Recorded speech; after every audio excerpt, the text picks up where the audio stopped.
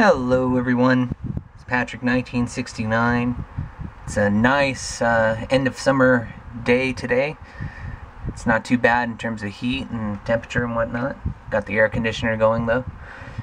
So anyways, I just got the Arch Gundam, the robot Damashii Arch Gundam, and you know, I realized before I even show you guys that one, I want to show what led up to it.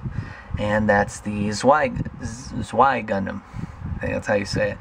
And it's from Season 1 of Gundam 00. Very neat mobile suit. So here we have the MSIA version, which is the only version there is.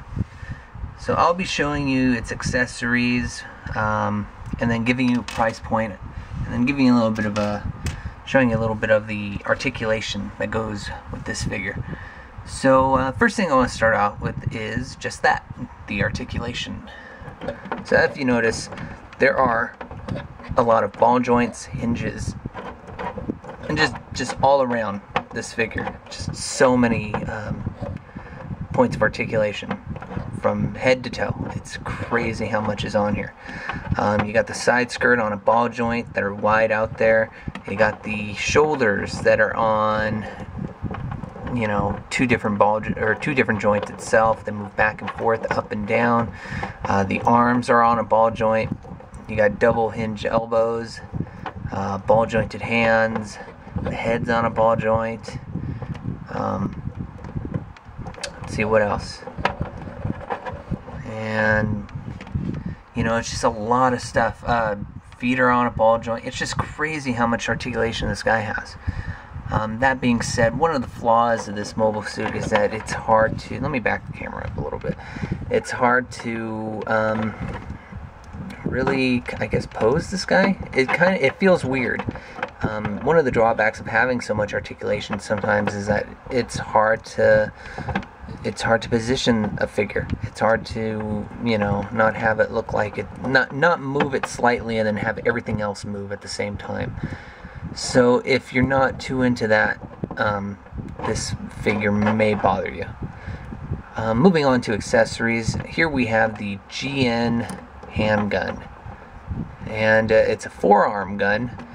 It doesn't need to hold it or anything like that. It just attaches to his forearm and pops open. There we go, focus. It opens up and then just shoots just like that, then closes back up. So it's a neat little thing. It's interchangeable between both the left and the right arm.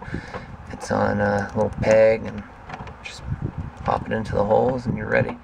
Although it's mainly on the left arm. If you've seen the series, then you know pretty much one of the two trademarks for this figure, or for this Gundam, is the first thing, it's fangs, which they do show on the side skirts. Unfortunately, they don't give you any that are detachable. They're fixed on there. So if you don't like that, then tough titties. That's what you got to deal with. What else? The other thing being the GN Buster Sword. And this thing is really neat. It's a sword just like the XD is, and it also has, also opens up, so like that. It's not like a pistol like on the Arch Gundam, but apparently there's a beam saber blade that can pop out from the tip. We don't get one with the figure. It just opens up and that's it, but it's still pretty neat to have that. And this can be mounted through peg on the shoulder over here. Let's see if I can get that. There we go. And there it is. Okay, other accessories. Whoops. You get two beam saber hilts and two beam saber blades. And the hilts fix onto the shoulders of the Throne Gundam. And connecting.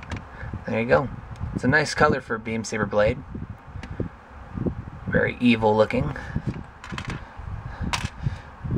Number of hands you get 3 sets, closed fists, which you see on them right there. You get the trigger finger hands right there, and then you get the beam saber holding hands right here. Now why he has trigger holding fingers, or trigger finger hands, I have no clue. He doesn't have a handgun of any sort, but he does have this.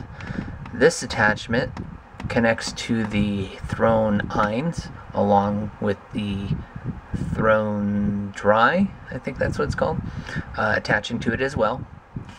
And they act as a little battery or something like that to fire off a sort of mega cannon type thing. And if you have all 3 of the thrown units, then you can do that. I fortunately got all 3 along with a complete set of all the 00 Gundam MSIA figures from a lot that I purchased, and this is of course one of them. In terms of price, you're looking at a nice $20 bill here. A lot of the Gundam 00 MSIAs, in terms of price, they haven't gone up. I guess because it was the last of the MSIA figures to be made, and not only that, I don't think they were that popular. Usually MSIA figures, there's at least one figure in there that goes up in price through the years. None of them, since the years I've started collecting, have gone up. They're all within the $20 range, and that's here in the US. I haven't really seen them for sale, except for, you know, when I've sold them or when other sellers have sold them. But overseas, you know, including shipping, that's $20. It may go over to $22, $23, depending on, you know, on who the seller is, but mostly these figures are going for very, very cheap, very, very affordable. So if you're into Gundam 00 and if you're a huge fan of the thrown units, you can definitely pick this guy up, or any of the other thrones, for a fair price. Alright, so that's been my little review showing you guys this figure. Stay tuned for the Arch Gundam to be reviewed soon. That's a very cool robot Damashii figure, and take care. Alright, bye-bye.